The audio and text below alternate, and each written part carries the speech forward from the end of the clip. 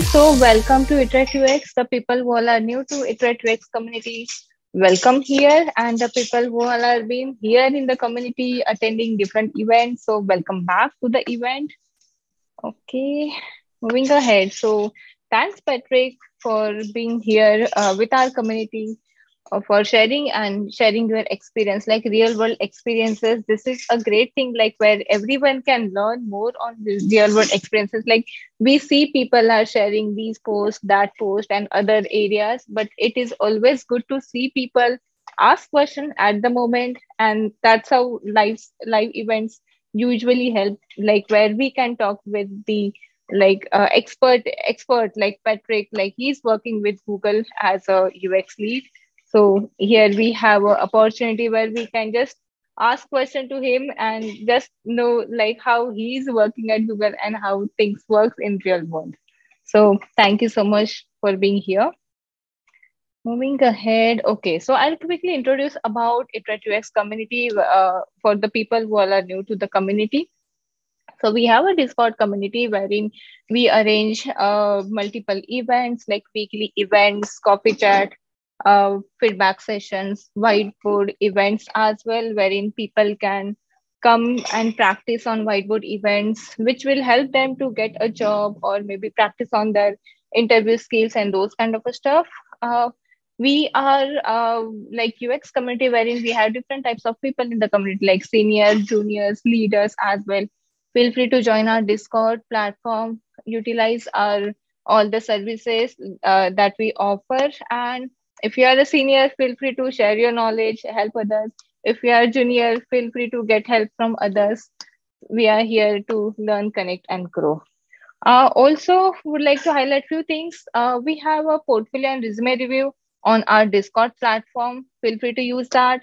We do have design challenges. You will get all the information on our Discord platform. Feel free to join that. You will get a chance to work on some conceptual project. You can showcase that in your portfolio. It will help you to practice on different methodologies with like design thinking challenges and those kind of stuff. Kim will be sharing the link in a chat window. So feel free to join our Discord channel as well. Okay, moving ahead, these are our upcoming events as we have a design challenge coming from next week. So we have one kickoff event on 15th August, which is Monday, wherein we will be like introducing about like how we will have the design challenge, what kind of a workshops we will have on this challenge, and how we will be working, how the collaboration part will work. Will we have mentors for that design challenge and those kind of stuff? So we have that kickoff event. And based on this particular challenge, each week on Thursday, we will have workshop on each different phases as we will be working on design thinking process, work on one UXT project. So first phase will be research, which will be on August 18th. We'll have workshop out there wherein people can entirely work on that particular week on research. Next week, we'll have a define workshop wherein people get more understanding on like how to define the research that we have done. So based on that, they can work on this define phase. Then we'll have ideate and prototype workshop wherein they will get a better understanding like how to brainstorm this ideas, solutions, and those kind of stuff. And then converting those into the prototypes and design mockups and all. It will help them to create all these area. And then we'll have a phase 4, which will be usability test, wherein you will get better understanding of like how we usually test our designs with stakeholders, with users, and with some of the design testing as well. So this will help to get entire project done in 1 month, which will help all like most of the designers to get a job or work on their some practices in different methods. So that we will have, and also after these events, we will have presentation and design critic as well. So we will show you all these data in our kickoff event. So feel free to join the kickoff event as well if you are participated in that. And yeah, and if you would like to participate, you can just Kim will share the link in the chat window. If you haven't registered yet, you can just register now. Also, we are accepting entries till August 11th, which is today. So you have a chance to participate, and you have a chance, like for seniors and mentor, I would suggest if you would like to support and help our participant, feel free to register as a mentor as well. Okay, moving ahead. Okay, there are few things. Please unmute yourself when you need to share something. So we will have a Q&A session at the end of this particular event. Feel free to unmute yourself and feel free to ask questions in the chat window as well. We will be taking all the questions at the end of the session. Yeah, every Thursday we have events at 5:30 p.m. PST. Engage in our Discord different with different channels and start conversation. Be kind and have fun. Okay, moving ahead. If you really like our the thing what we work at IterateUX, feel free to donate $1 also. This will help us to run our community as we are a non-profit organization. We provide all the services in free, so we all are volunteer out here. If you would like to donate, feel free to donate. Kim will be sharing the link in the chat, so yep, you will get that as well. Okay, moving ahead. Also, one more thing is there, if you would like to volunteer with us as in different roles, or if you would like to volunteer as a mentor, we will be sharing that link as well. Feel free to register if you have time. Then we will be sharing networking link as well. Feel free to use that. Also, if you see like you have learned something from our events, from today's event, feel free to share that on your social media accounts. Tag us as IterateUX, tag Patrick also as he's a speaker. Spread this word to entire world. Let others also get helps from our community and all these events. So let's get started. I'll stop sharing and I will hand over it to Patrick. Go ahead. Yep. Thank you so much. Now the awkward moment here of transitioning screens here. So let's, fingers crossed that everything goes smoothly here. Can everybody see my screen before I get going talking? Yes, we can. See it. Awesome. Okay. So yeah, as the screen said, the general topic of tonight is going to be that talent is not enough to succeed in the design world, professional design world. And so today I'm going to be sharing with you some personal background on how I came to be here. I'm going to share with you some tips along the way that I've for getting your start in the professional world. Some tips on kind of like what to expect during some of your early years as a new professional, and some tips on what to expect during later years as you become a veteran. And so just a quick background about me, that I've got a diverse career spanning over 20 years. I've been in pretty much every industry that you can hope for. So I've done everything from traditional advertising and marketing, TV, movies, video games, comic books, TV, toys, consumer products, freelancing, consulting, big tech, telecom. So I've been all over the place and worked for companies of all shapes and sizes. I'll be the first to say it has not been an easy road. I have definitely paid my dues and then some along the way. So I don't want this to come off as that this has been, a perfect road that I've been on. I've had ups and downs. I've been at the top, I've been at the bottom. I've led all kinds of shapes of teams, so big and small. I've been unemployed. I've been semi-homeless. I've been through struggles and successes. Again, worked for big names, no-name startups, and just been through everything. So again, trying to help present some of this information from a point of experience that again, I've been there or done that. Some of the things I'm going to say along the way is don't let me scare you as you're hearing some of this information, right? Like, I want to share with you some of this hard-earned insight that I've picked up over the years to give you, this advice and insight that I never got to have or get from anybody as a professional designer. And so, again, these are just my experiences. It's not necessarily going to be the same for everyone everywhere, but it's some of the hard-earned facts that or details that others might be too nervous to share with you.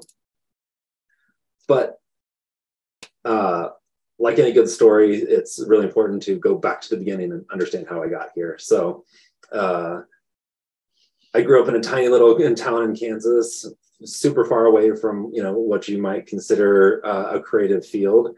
It was very much the typical Midwestern lower class kind of upbringing where your work ethic is work as hard as you can, grind it out at one job for your whole life, and be super thankful for it.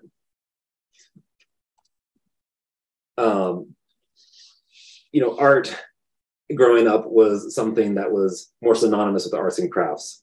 Design, that sort of thing, was not even really a known field.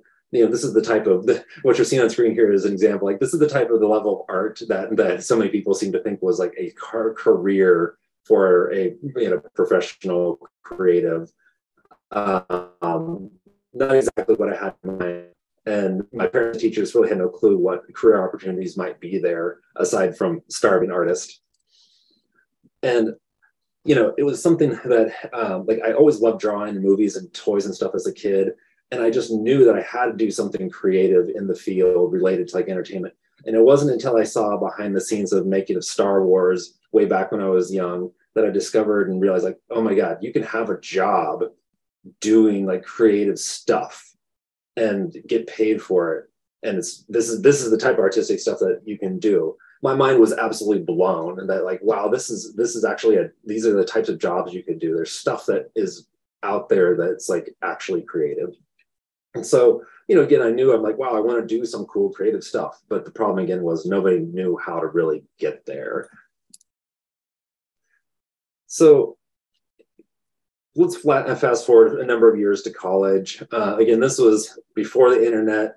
This is before the age of like personal computers are so commonplace and on screen. Like, this is an age where the computer lab was where you did your work. Like, this was what design and like high end stuff kind of looked like. Is this the good old days of sitting in a really crappy computer lab. And you brought your design work with you on floppy disks or even these awesome zip disks. And like, this was high tech. This was the peak of tech and performance. And listening to the squeal of dial-up modems in the background was like your soundtrack. This is too a time when digital design was still really new. There wasn't a whole lot of information that was really out there that was it was hard to kind of come by. And so most of the design training for digital design that I ever picked up was self-taught through tutorials found in magazines. And so I was following these tutorials and things that I did to learn my skills. And like, school projects were at the time when it still focused in on more traditional skills. So again, digital design was like still really new. This is something that was, the internet was really just becoming a thing. And it wasn't really later in life, and until many years later, that UX actually started becoming a real career. And so, the pinnacle of design at the time was like, here's the type of internet experience that we were used to seeing. And the pinnacle of design at that time was websites that looked like this. And so, it's amazing how much the things have changed in UX since then.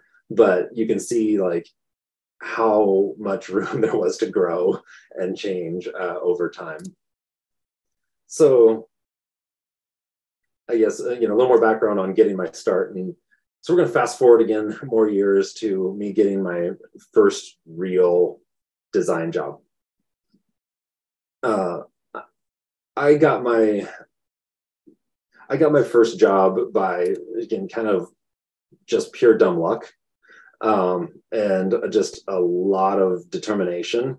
And some decent design work also helped, but getting my foot in the door was of someplace was absolutely essential.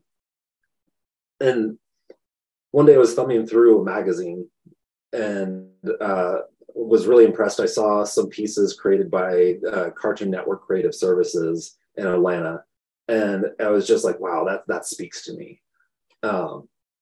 Just so having the creative director's name was listed on the entry, and at the time I did the only thing that was rational. I found the phone number for the main office. I cold called reception, kind of sweet talked him a little bit, told him that I had a job interview call with this person, and they routed me to his office. You know, it was something that it was like completely unheard of. Miraculously, I got through. I apologized profusely for the cold call, for totally blindsiding him with this random stranger reaching out. And we struck up a conversation of why I was reaching out to him, and told him how much I wanted to work there, how much I loved the work. Amazingly, he liked my nerve. He asked to see some work, and just said, let's stay in touch. You're going to be graduating sometime, so let's keep in touch and see what happens. A few months later, I took him up on the offer. Amazingly, he said, if I can find my way down to Atlanta by Monday, he'd give me a shot. So, and this was like on a Thursday or a Friday. So I skipped my own graduation to packed up all my meager belongings, and I just hauled ass down to Atlanta, took the first crappy apartment that I could find, and got ready for my first day on the job on Monday. It all sounds super easy, right? Like, wow, it's a miracle. All it takes is just the right cold call. That's not true. I mean, what I'm not showing you is the dozens and dozens of rejections where I just, completely fell flat on my face behind the scenes, and all people that, completely ignored me. So, that's something that's a rare case. It doesn't really happen, but this is where it gets into, I guess, really the heart of a lot of the things I'll share with you is the meat of this. So, important lesson I learned there along the way was, some real world advice is talent isn't enough. What you have to do is you have to show that you have potential. Like, hiring people is very expensive to companies. And what they're looking for is they want to make sure that you're a good future investment. So they're looking beyond the portfolio that you have in front of them. They're looking beyond the resume. So again, that big question is, do you have potential? So, early in your career, it's going to be tough, but like the most important critical thing you can do as as starting off getting your first job is that you need to really verify that you have these basic core technical skills to do the job. You need to prove and you need to show that you have the attitude and the willingness to get your hands dirty, and again, and prove that you have that potential for growth. Unfortunately, again, especially with AI and ML and all that, screening resumes, you have 7 seconds or less to impress a recruiter. That's about the maximum amount of time that an average recruiter will be looking at your resume, if they look at it at all. Again, there's lots of technology behind the scenes in bigger companies that are screening out resumes and things like that. And so having a really very crisp, clear resume and that sort of thing is important, even though it's boring and it doesn't seem very designery. Like, having a beautifully designed resume doesn't matter, but you need to have the clear words on there that shows that you, again, have these core skills. Beyond just the resume, it's an online design portfolio needs to be immediately available. You need to make sure that you have an online presence, because if you don't, you're going right in the trash. So if you've made it past the recruiter and you somehow made it to my desk and you don't have a portfolio, you're going in the trash, period. It's unfortunate, but there's just too many people to come through that I can't take time to guess at your work. So at the end of the day, you need to make sure, again, you're cutting all the fluff out of your resume. Make sure that you're really clear, that your skills are just crystal clear. So some more stuff that, again, hiring managers, what do they look for? What do we look for when we're looking for somebody? Looking for your ability to think and to problem solve. Can you rationalize your thoughts beyond just I think it's cool? we're looking at, again, your willingness to listen and to learn. Are you actually interested in learning and growing and, understanding how to do the job, or are you just really in love with yourself and your own ideas? Like, can you take the feedback? Again, it's something that, everybody's learned a lot and has different, things to contribute, but there's still so much that you don't know. We're looking again at your ability to get the job done. Can you be trusted to get the job done, or are you gonna have to be, handheld all the time? Like, are you able to show that maturity of understanding the nuances of what's going to be expected from you as a designer, as a professional? And the big one is, do you actually want this job? Are you looking for, do you actually want the job that's offered, or are you just killing time looking for because you want the next job? You're trying because you think that you want the fancier job that might come later. Really actually proving that, yeah, this job, I understand this. Like, I understand that this is a starting point, and then down the road, I have to work up to the next one. So those are, again, some of these kind of key things that you're looking for getting started. And of course, the design sensibilities. Again, that's that core stuff. You have to have all the basics of grasping of layout, hierarchy, and eye for detail and polish. And do you understand color? Do you understand typography? Do you have an attention to detail? All these core skills do matter on top of, in addition to the other stuff. So again, so questions that come up, right, of like, okay, well, what if I don't have a great portfolio, or what if I have kind of these, I feel like my core is weak. There's some things that you can do, right? Like, one is use the side door, right? Like, sometimes the way that you get yourself into a job, into a business, is the side door, like via contracting or temp work. So sometimes it is maybe hard to get through the mess of recruiting through, with a giant company. So, don't turn up your nose to this possibility of look to find who the recruiting and the staffing agencies are that work for some of these companies that you might be interested in, and go that way. From the portfolio standpoint, like, if you don't love your work, or it's not as strong or as diverse as you want it to be, assign yourself homework. Building up your portfolio, and again, proving that you have these technical, that you have these core skills and these creative skills, is fine to assign yourself, side projects, but be honest about them in your resume. And if you get an interview, be honest about them. Don't ever try to sell that, that this idea that you did the work for real for this company, because you don't want to get caught in that lie. So, again, if you're giving yourself some homework for like a redesign of an app or something like that, again, be honest that this was exploratory, that you wanted to try to do for yourself. Again, everybody wants to work for the big names. Again, broaden your horizons though.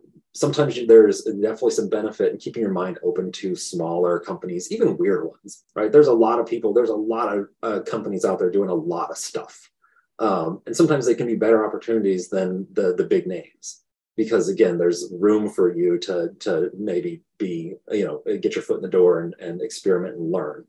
So don't be afraid to, try out somebody that maybe is not like a big name in the business. And last but not least on this one is, just as you're getting started, make sure that you're practicing and refining your pitch. Take the time as you're getting started to work on your presentation skills and your overall sales pitch about yourself, because you need to be smooth and confident about who you are and what you're offering, and what your skills are and aren't. Okay, so still moving along pretty quickly here. So let's flash forward through your early years. Congrats, you made it, awesome. Unfortunately, there's gonna be some surprises along the way. So, cool, welcome to the team.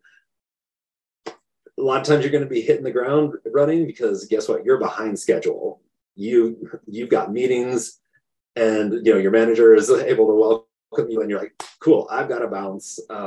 Here's going to be some documents that you maybe can read and get started with. So, okay, cool, thank you. a lot of times it's surprising you're going to already be behind. You're going to be joining the company, and it's going to be amazing, and it's a big shock to the system of you got presentations in a week, you got leadership meetings the next week, you got engineering telling you that they're blocked. You're going to have people asking for mocks, and they're going to be completely behind if they don't get screens.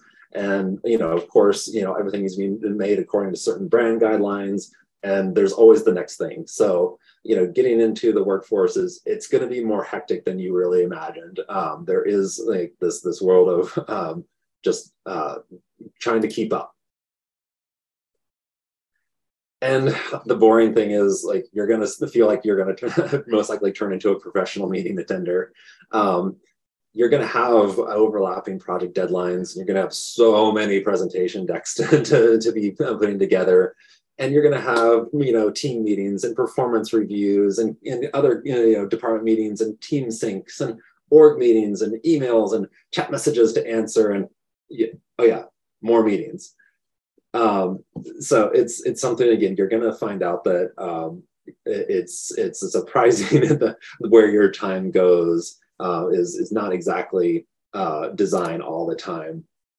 And yeah, the first 6 months of any job, any new team is going to feel like you're drinking from a fire hose. It takes time, and you're going to have to give yourself time to learn the ropes, and everyone's going to feel like underwater as you're starting a new role. So give yourself that grace, that period, that understanding that you're jumping into something new, and that you've got a lot to learn, and that you don't know everything. So that's okay. So that's something that's really kind of surprising and important too, is on top of all this other stress, know that being a new person is going to, it's going to be tough. You're going to wear a lot of hats as a professional designer getting started. And it's going to be stuff that you never even thought that you were supposed to do, that you never got any training on this. You're going to have to learn to be a professional negotiator. You're going to have to be a psychologist. You're going to have to be a salesperson, a project manager, public speaker, a cheerleader, a cat herder, a therapist. Like, there's going to be this whole onslaught of other tasks on top of being creative that you're going to have to do. That go into, again, being a professional designer. And so leads me to some of my my real world advice here. So adapt and evolve. The key to the success in the professional environment is your aptitude to learn new skills and to adapt to new situations and new people. I joked about it before. It's a bit of, not a perfect science, but you're going to have, in a given 40-hour work week, you're going to be spending probably less than 50% of your work week actually doing creative work. It's going to be very tempting, and you're going to potentially fall into the traps of working nights and weekends to keep up. The trick with this balancing of work and life and sanity is you're going to have to learn to work smart, not hard. And as you're thinking about new jobs, or jobs and getting started, I'm not going to go through all these with the differences between small and medium companies versus big companies. There's a lot of things that are probably obvious that I'll call out here, as far as pay differences, perk differences, a small name versus a big name, stability, freedom. I think some of the big call outs, though, that's important for you as you're starting to find or think about, where you want to start your career is, smaller and medium companies, you're going to have more creative freedom there. And surprisingly, that's where a lot of big companies actually borrow a lot of these, in the more edgy and innovative design stuff is coming from smaller companies before they become big. For the big company, again, there's those other trade-offs for, again, the glitz, the glamour, the big name, the bigger paychecks, but you are going to have to be following much stricter guidelines for brands. There's a lot of high levels of hierarchy that goes into maintaining brands. And creativity sometimes feels like it might be less, because you're going to be taking inspiration from your competitors all the time for like, wow, this person's, this company's really blowing up with this feature that they added. Let's borrow it. So again, there's those trade-offs of things, and not saying one is better than the other, but just things for you to be aware of like, you don't just hit the ground running and like have total creative freedom. All right, so flashing forward again, what's it take, with growing and thriving long-term? So the key to long-term success really is, to really make your mark and to stand out and to succeed in professional design going forward is, it's not about creativity. It's about business acumen. So what is that? So real world advice for you is learn the business. This is so essential, is you can't lead, you can't design, and you can't work in something that you don't understand. Like projects never move forward because a designer again says, because I say so, or because that looks nice, because that's cool. You have to be able to articulate each of your thoughts very clearly with clear facts, with data and evidence to back up how you've arrived at a recommendation. And along the way too, you need to learn the business strategies that are guiding your projects. You have to understand things like monetization goals. What are user goals? What are the research goals? What are the engineering constraints? There's this whole sphere of the business around design that is just as important, if not more important, than the actual execution of the work that you're doing and the pixels that you're pushing around. Other big piece of real world advice is huge difference between leading and managing. The best design leaders don't push pixels, and they don't lead by like being a prima donna, like this world of like the Steve Jobs or like those are rare cases. And the good leaders that are out there are strategizing, they're coaching, they're influencing those around them in very productive and meaningful ways. And so as you move up in your career and you become a leader, you're going to find out that, again, you're not doing hardly any creative work. Another big unspoken rule in business is the how matters. What does that mean? So people don't usually, they very rarely remember the work that you've done. They will always remember the way that you make them feel while you're doing it. So like all the creativity and the talent in the world will not help you if people hate working with you. And it's something that you hear these stories about, all these like fiery leaders and the Elon Musks and the Steve Jobs that have been able to make a career of these legendary careers of being assholes. Like there's that pendulum flip that's happened, is like, that's a rare thing these days, that you be able to do that. And maybe once you eventually hit this top level tier, then you can have that type of a spirit. But for the most part, that just doesn't work with people. And the last one, that's again kind of a dirty little secret behind the scenes, is exposure matters. Again, on top of creativity, like the creativity, it really doesn't necessarily matter.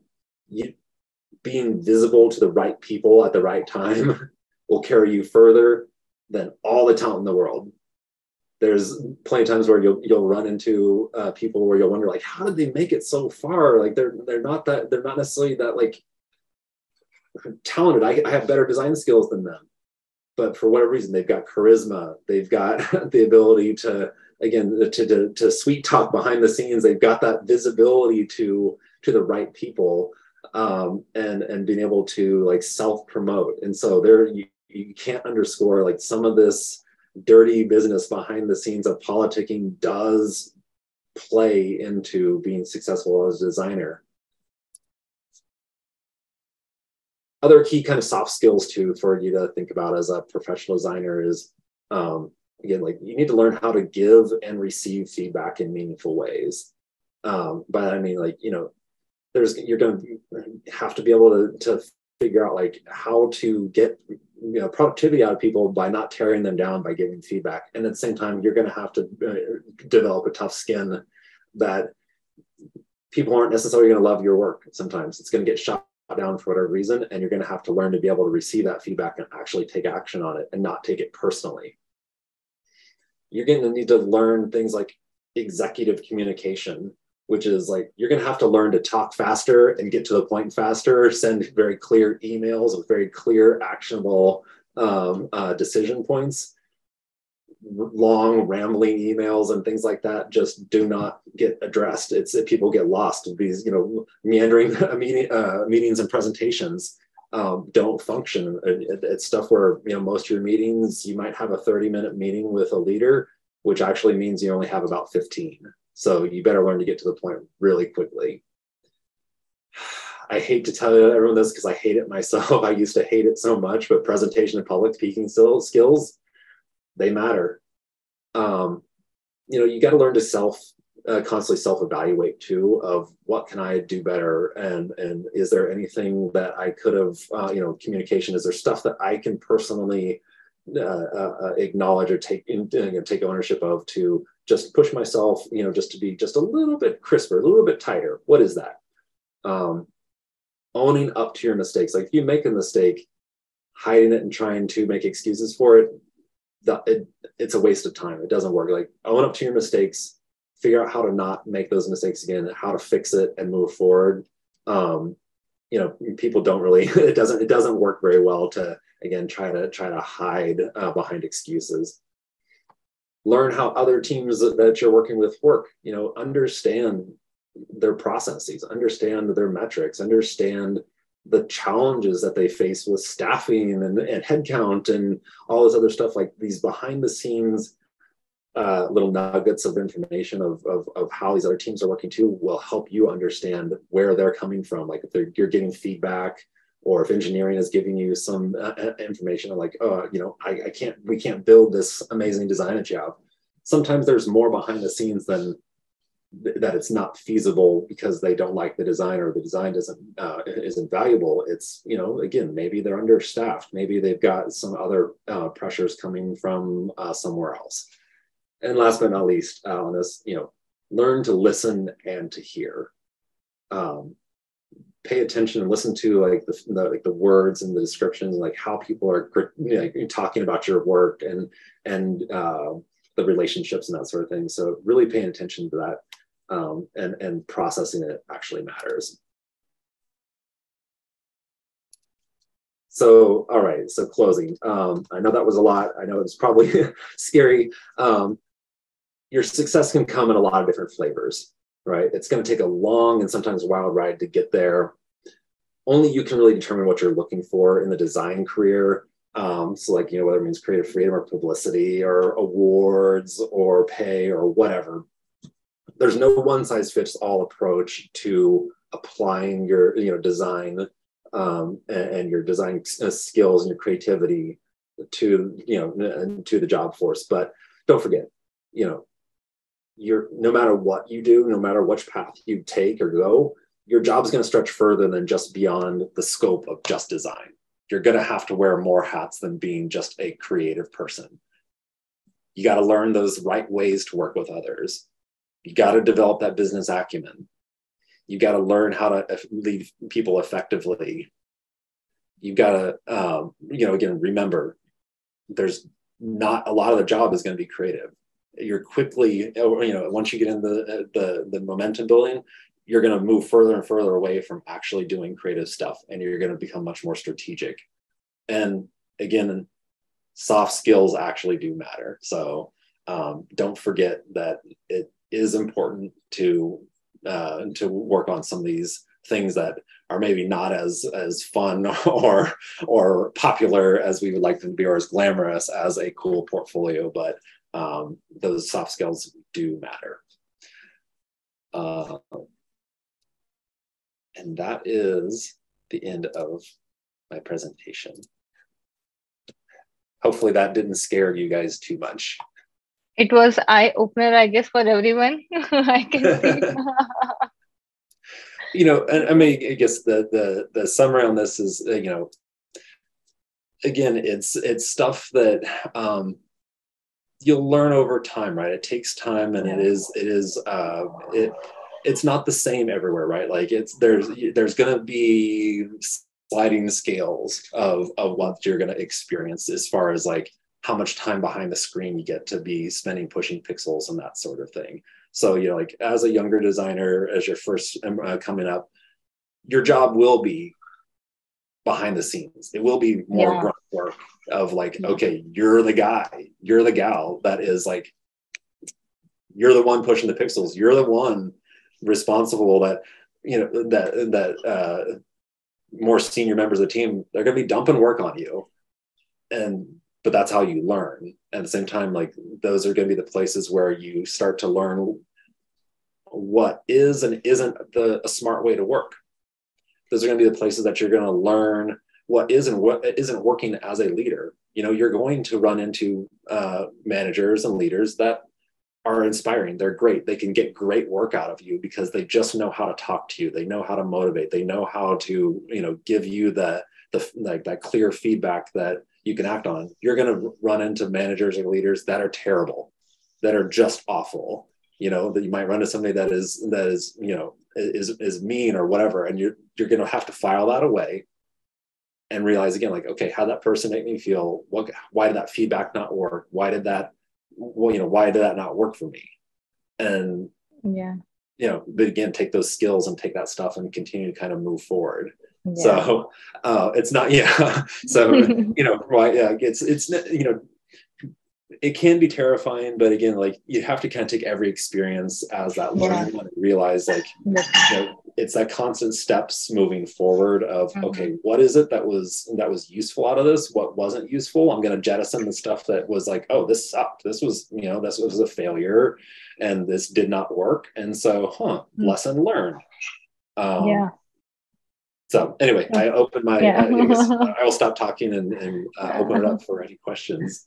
Yeah, it was actually like very informative, and like how we usually work in UX industry. Like when you showcase that the difference between the comparison between big agencies and small agency, it's a good comparison. Like the people who are looking for changing their job or maybe searching for a job, they can check like where do they like what maybe we can see like they can see like where they would like to go ahead more learning, or like with the good companies where we can get the brands and those kind of stuff. That will definitely help. And also like many advices, like it was like in UX industry, like we need portfolio and resume for sure, but with that we need soft skills that will help to like work on other projects to get new opportunities, like many things. So great. Okay, we'll go ahead with Q&A session. And also, I would like to remind everyone that feel free to share your learnings and experience out here on your social media, LinkedIn, tag us, tag Patrick, and let others also know like all these information. Okay, Kim, you can just go ahead for the Q&A. Sure, sounds great. Thank you so much, Patrick, for your presentation. I thought that you had really great insights, and we have a few questions for you. So we'll start with the first one, which is, what did you personally do to increase your exposure?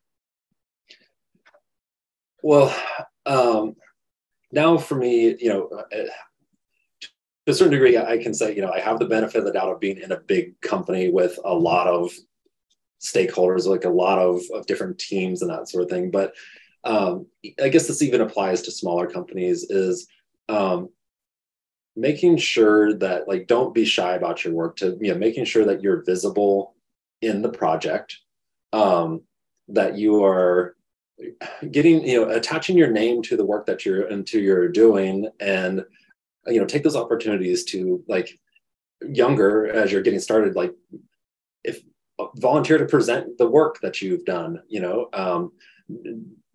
sometimes handing off a deck or whatever can be very tempting to just have somebody look through your own work, but take those opportunities to speak to your own work, as it's time to, like, interface with these other teams, and some of your counterparts in engineering or and product development, or even again some of your direct managers or leaders, being able to get those conversations with them so they can at least attach your face and your name with the work. Things like having one-on-ones with your direct peers helps, so that you can again just keep that kind of pulse going of here's what's going on with the project, and here's what's going on with me.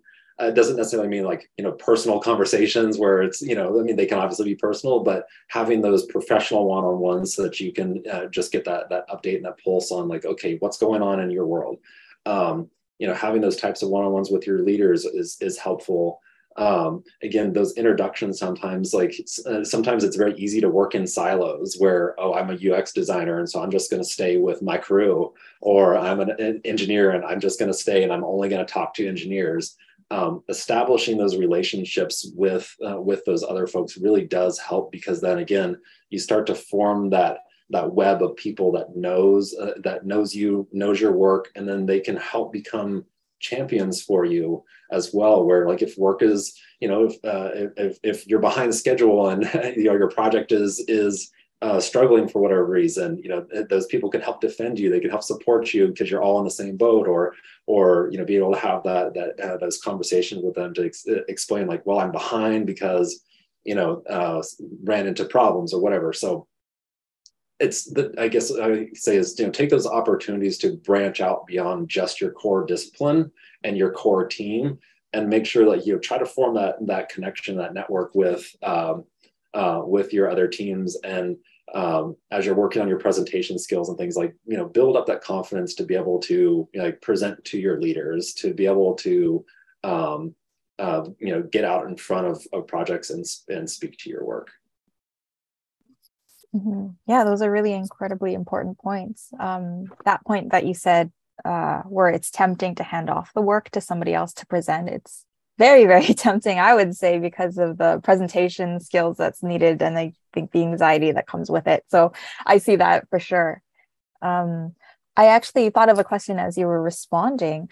Is there a way to have bad exposure or catch negative attention? Maybe not in making mistakes, but going or approaching sharing your work in a negative way, if that makes sense. Yeah, I mean, I think it kind of comes down into the attitude, the personality in which you're doing it, where bad, I guess, I don't know, bad experiences, right? Of like, if you try to present and you are ill prepared, there's an obvious one, right? If you try to present and you get flustered and you become super defensive and are combative, because people are going to put you on the spot and they're going to ask you tough questions. They're going to ask you these business acumen type of questions of, why are you showing me this? How did you arrive at this conclusion? What is the support and the evidence that you're going to give me based to justify what I'm seeing?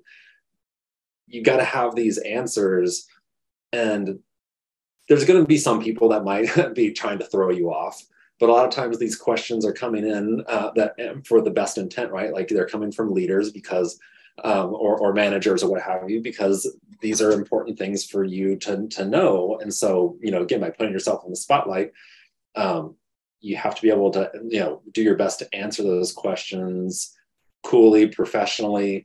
And if your work is getting critiqued and maybe the presentation has gone completely sideways and they, and just nobody likes your work for whatever reason, it's missed the mark. Take the feedback, but learn how to professionally absorb it, hear what they're saying of what's wrong with it, and either admit mistakes, like, wow, we really missed the mark on this one. I really misinterpreted the requirements or what have you. Let me take all this feedback and take another stab at it. So I think that's one of the worst things that you can do going as somebody that's trying to put themselves out there, is if you present yourself as somebody that's going to be impossible to work with, where it's you can't take the feedback and you don't have solutions available to explain your work, where it's just if you completely go in there and again become combative, it's going to set a bad example of like, oh boy, this we can't work with this person because they just don't seem to get it, or they just they need to be coached behind the scenes on how to present and that sort of thing. So I think that's probably the best example I can come up with. Mm-hmm. For sure. Yeah, sometimes mistakes can be unavoidable, but then, like you said, the feedback that you get and how you respond to is probably the most important way in how you respond. Yeah. Mm-hmm. All right. So the next question is, what options have you considered in addressing pain points? I guess can I get more clarification on that if anybody wants to maybe unpack that one a little bit more for me? Sure. I think that question came from Yehunek then. Yeah. Could you, Yes. elaborate? So like some of the challenges that happen in the day-to-day that are more permanent than others, like what options or ways do you overcome those challenges? Like in like design solutions specifically, like if you're working on a project that has like pain points, or are we talking like professional pain points? Yeah, I'm talking about working on a project, like if you have a backlog. Oh yeah. Or you have a challenge with someone you're working with. So I understand. Okay. I think two different approaches, right? So from a core product pain point perspective, that's where like having research, having an understanding of, again, the business rationale of being able to hear the business strategy and the pain points from the customers, and understanding that where they're coming from and that of what is causing this pain point. Because the backlog's always, in most projects, there's always going to be a backlog that's bigger than what you can do. And so you have to kind of learn to weight the pain points and overlay them with a strategy. So I don't know, let's just say, for example, the business strategy is that we want to, we're going to we need to make a task faster. And the pain point from the users is that they're lost in these menus, and there's too many menus that they can't make sense of what selections to make. You can start to weigh all these pain points of, okay, so there's a pain point here on this screen, there's a pain point here on this screen, there's a pain point on the screen. You can start to weigh all these pain points along the way and figure out, like, okay, so which of these has higher business value to solve the problem?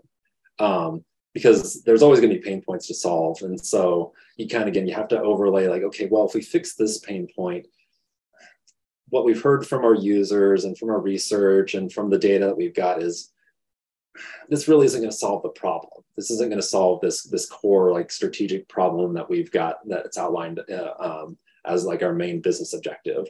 So it's really trying to you have to overlay kind of multiple layers of information and provide those pros and cons of and those risks and rewards of, okay, we can work on this feature, and here's the impact. Here's the cost of it. Here's the time that's going to take. Here's the resources it's going to take to do that. Here's, again, the risks against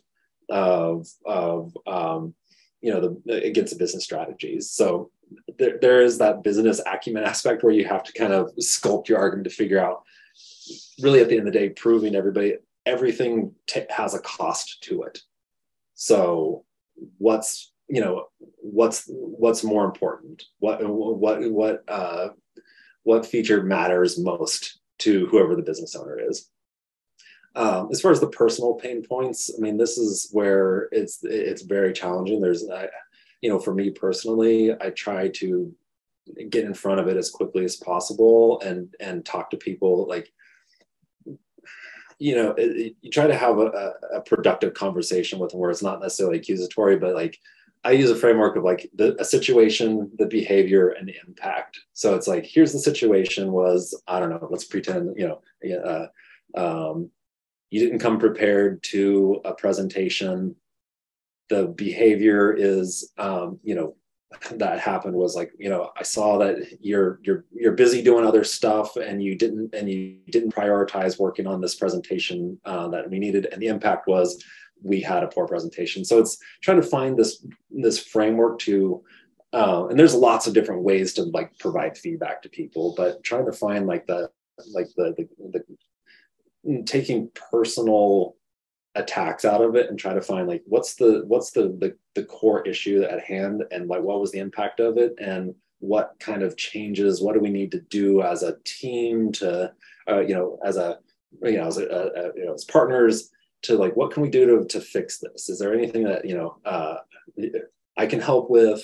So I think it's a personal relationships and like background work relationships can be very meaty and very challenging. But I think the simplest answer I could give you is like, you got to find those productive ways to move a conversation forward, and realize like you're both kind of approaching this from different perspectives. Like the person on the other side of the table is not necessarily your enemy, and going in and attacking that sort of thing is never going to work. But you got to find like what was the situation that like the outcome that you needed to have happen, and how did it affect the product or the project? How did it affect like the business around you? And how do you again find that constructive way to move forward to resolve that? It's a tough question. You asked a very tough question. Thank you for your answer. Yeah, that would encapsulate it a lot. I wanted to pick out one of the questions that really stood out to me from the chat, which is from Benny, who said that he appreciated your mention of business acumen. And do you think that younger designers are placing too much emphasis on design principles compared to that of business? I think this is going to be the fine line for younger designers to kind of toe, because as I said, as a young designer, you're definitely going to need to prove that you have the core functional skills as a designer to do the job, right? Like there's definitely that big question mark that's going to be asked, and then that you need to be able to answer is, can this person actually do the design work? So that's, obviously super important, because that's, when you're getting started, that's what you're going to be hired to do, right? Is like, you're not necessarily being expected to be a big strategic thinker, getting hired on early on. The younger, you're going to be a doer, not a strategizer. So, you're going to be more in the trenches, doing the busier work. That I think where it's important is like, as you're interviewing for companies, as you're as you're potentially talking to prospective employers, is that where the business acumen helps is there's some of the soft skills that I mentioned of is this person able to again be a good presenter? Are they able to feel be able to articulate their thoughts? But some of the simple things that go a long way of like, understand the business, like who you're actually interviewing with. Have some beyond just the surface level scanning of their website. Like actually take time, like if it's a product, if it's an app, actually take time to use it, to understand like what it is that it does, and take the time to have that extra little bit of layer of knowledge of what is it exactly that this role and this company is expecting me to do. So there's just that little extra bit of homework that you've given yourself to have that background that goes a long way, because people can spot, like we can spot when you're unprepared, right? For like, okay, do you know what we do here? And maybe you've done just that quick check of the website like the day before, and you're looking at just, and you're over there reciting sound bites of, you're a company that specializes in, medical technology or whatever. That's what you're going to get tripped up when they start asking you questions of like, why do you want to work here? And that sort of thing. So being able to have those actual intelligent answers of, beyond just like, well, I need a job, being able to overlay some of these actual facts about things that you found that are interesting to you. Like, oh, I don't know, again, making this up, medical, maybe you're interested in a medical technology company. They're going to ask you why you want to work there.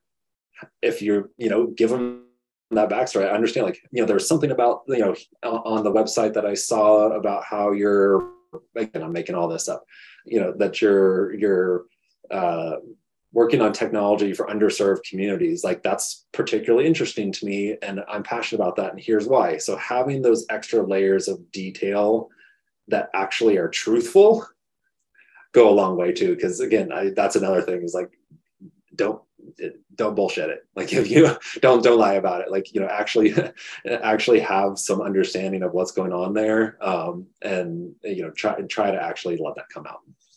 Mm-hmm. For sure. Yeah. Authenticity is so important. And like you said, that also helps answer the question, like, what makes you stand out as a candidate? Yeah. There is a related question attached to that, where somebody asked, do we focus on the tech or UX business acumen, or should we expand to business industries such as fintech, edtech, gaming? I mean, it depends on what you're interested in, right? Like, I think some of the general rules remain, or advice remains the same, right? Of, there's I've been in pretty much all those fields, and there's some of them that they become much more intertwined and related than others. When there's times that you want to branch out into a completely unrelated field, and you got to figure out how to sell them, like, and taking a wild leap into something brand new, that to sell them and show them what skills are translating across, transcending all these worlds. And so that's where it comes down to, like, these design skills are transferable. Your business understanding skills, leadership skills, all this stuff transcends. Mm-hmm. For sure. Yeah. So, like, the specific field doesn't necessarily matter, but I guess, what helps is, like, again, if you are interested, or you're going to, interview for a particular place, or, you want to start to kind of focus in on, like, I really am super into fintech, then you're going to need to learn the lingo. You're going to need to learn some of these, like, what's going on behind the scenes of what's going on in the markets, what's going on with, some of the various startups. Like, you're going to have to know some of these names and some of these inner workings of, like, well, okay, what is going on in that world? Again, you don't want to go in there blind and have that question of, like, okay, so why do you want to work in this industry? And then you'd be like, I don't know. I saw a job posting. For sure. Yeah, I think the approach would remain the same. But then, yeah, like, do we expect you to, like, do I expect you to be an expert in I don't know, again, like, if you're a fintech, like, do I expect you to be an expert in engineering? Do I expect you to be an expert in project strategy? Do I expect you to be an expert in, like, copywriting? No, I don't expect you to be an expert in any of those things. Do I expect you to have at least an understanding of, like, how some of these pieces and parts fit together? That's awesome. Like, that's great if you can have that understanding of, like, okay, I've got a pretty good awareness of, like, some of these pieces and parts, and so you're not completely like, blind. Yeah, sure. I would like to add on one more point out here, and it depends upon your interest as well. Since, like, we see, like, many people are transiting from some other background, some other career to UX. So sometimes people have fintech background, sometimes people have healthcare background. So if they are moving to that particular industry, this will definitely help, since you are aware of that background, you have an understanding on, like, those areas. So that will help you. And there is another point, like, there are different kinds of companies we have. We have product-based company, we have consultancies-based company, we have startups, like, wherein you will get different kinds of project. In consultancy, you may get different industry to work on. In product-based, you will get detailed work, research, and those areas to work on. In startup, you may get to learn many things. So it depends upon, like, your interest, where you would like to go, what you would like to explore. In, like, in starting career, you can explore on many areas. Don't try to become an expert. After a few years, you will understand, okay, I can become expert in this and that. That will help to get more understanding, and maybe you can excel in those areas. So yeah, it depends upon your interest, basically. Yeah, and as you said, pivots and things like that are Mhm. possible. They change, and you can move as you develop these core skills, and you develop these transferable skills like business acumen. I guess a good anecdote, right, is for the first half of my career was very much in what would be more considered like traditional design world. It was again more of the traditional advertising. It was in in video games. It was in advertising. So Yeah. um, as I made that leap, that one about halfway through my career was when the UX field finally like became a real thing. You know, it was Yeah. and it became such a like an exploding, vibrant Yeah. field. And at that point, it was like, oh my god, like this is where all the hot new actions happen, and I want to get into UX. Yeah. Mhm. It was I'll be completely transparent with you, tell you like it was hard for a little while to get my foot in the door to get started in UX because again it's difficult to get yeah, get people to look past the names on the resume, but once you started to like extract the once I started to extract the transferable skills of like, and that's where the thing became important is Yeah. like, you know, I understand the foundation of design, of typography, of color, Yeah. of project Mhm. management, of strategy. Like so, those were those things where it's like you start to like abstract out of like, okay, yeah, this was the name and the like the stuff that I was doing for previous projects. But when you're able to start selling out those skills, like they become universal. Yeah. So, another 10 years from now, UX may be dead. It may be something else completely different. It's like, be completely new, who knows what. And, it'll be that challenge for you to like, as the hot new technology comes out and you want to get into it, Yeah. Yeah. how do you then morph and repackage the skills that you learned here that can transfer over there?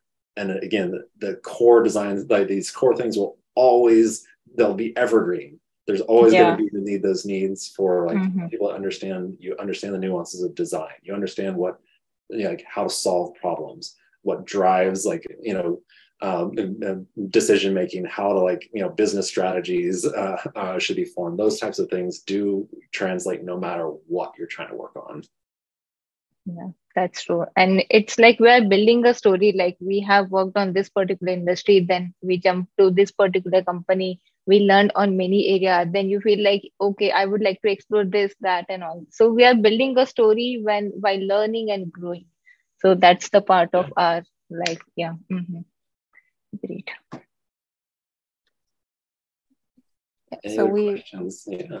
we did have a final one, but I think we kind of covered it. It was about oh, sorry, where somebody asked, how do you value new junior employees who bring applicable soft skills and experience from a non-UX industry as a hiring manager or team leader? Yeah, I mean, yeah, as a leader and any new person that's come in, right? Like, it's my job to make sure you succeed. That's that's one of the makings, like the signs of a good manager and a good leader. And that's the difference between like I don't like using the word manager, but like a good leader is there that realizes like their job is to drive the business forward and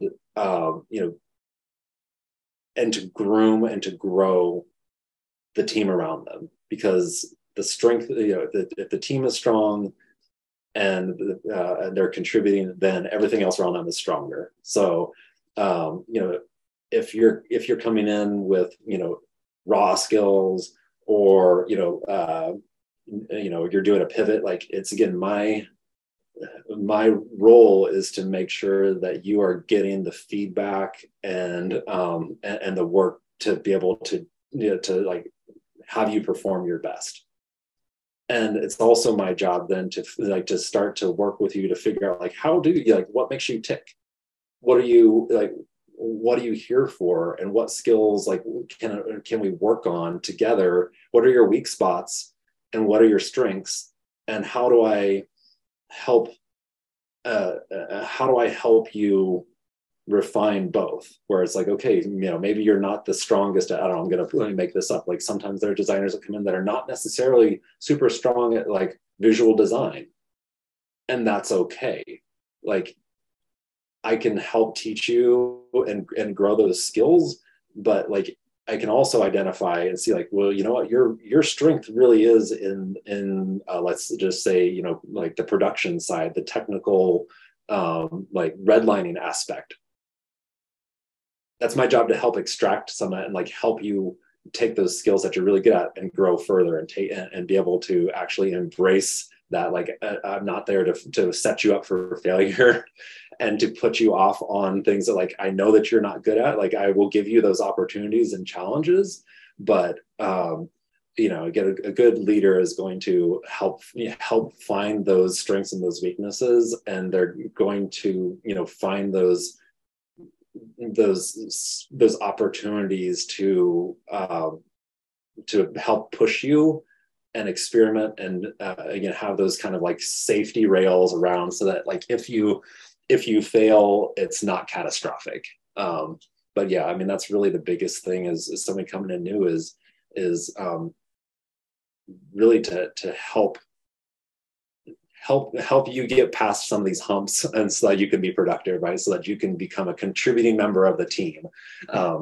And yeah, that takes time, and a good leader will realize that and spend that time to actually help mentor you and grow you. Bad leader is just going to throw you in and just critique you and tear you down for not like being awesome at everything and not having everything perfect the first time around. Like that's just that's negative, and that's not going to bring out the best in you, and then you're going to end up leaving. So that becomes a more expensive for me and for the rest of the company down the road. And so like that's not your fault. That's the fault. That'd be my fault as a poor leader if I set you up for that kind of failure. Mm-hmm. For sure. It's a fine balance to push and challenge somebody, but also to nurture them, which totally makes sense. Thank you so much for all of your responses. We've gone through pretty much all of the questions. We did go a bit over time. Thank you so much, sorry about Patrick. That, no, of course. Thank you for sharing everything today. And thank you everyone else for staying and listening and joining with us today. Yeah, thank you everyone for having me. Hey everyone, on behalf of IterateUX, we would like to thank you so much for watching this week's event. If you like the content, please leave a like and subscribe. We'll have events every Thursday at 5:30 Pacific Time. Join our Discord in the description to find out more.